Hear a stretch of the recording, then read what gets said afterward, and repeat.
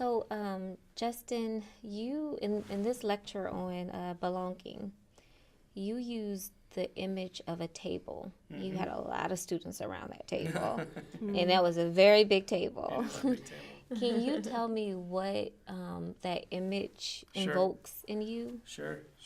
Yeah, so I was trained in thinking about youth ministry to think about it as a work of inviting kids to the banquet feast, to the table.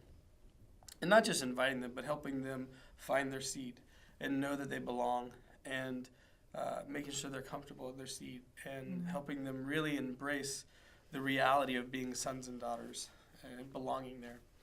And so when Bethany and I got married, we knew we wanted a big table to sit people around. And like I shared, my father-in-law had retired and was bored out of his mind and started tinkering with furniture. So he made a couple things here and there and ended up making us a dining room table. But it wasn't just any dining room table. I mean, this thing is a beast. And so it's a banquet-style table that you can fit about 16 people uncomfortably around the table together.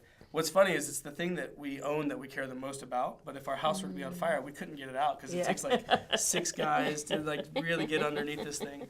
But this table's become the center of our home life and our ministry, and so we've brought all of our kids home to that table, and we've had celebrations around the table and tear-jerking conversations around the table and some good fights around the table and everything else that goes on,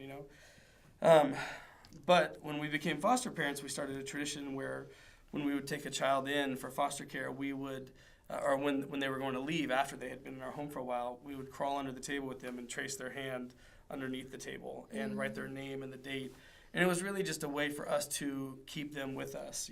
As our family gathers around this table and as our community gathers around this table so often, we would have this way of remembering them and keeping them with us and being able to pray for them. So I think the table becomes a beautiful image for what it is we're trying to do in ministry, and it implies stopping long enough to just sit and enjoy each other.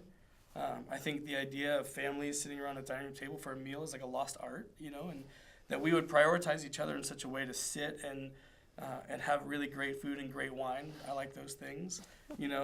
These are kind of a lost art, a lost practice in a way. So for us, the table represents all of that, and I think with our foster kids, it represents a way of trying to remember them over the years.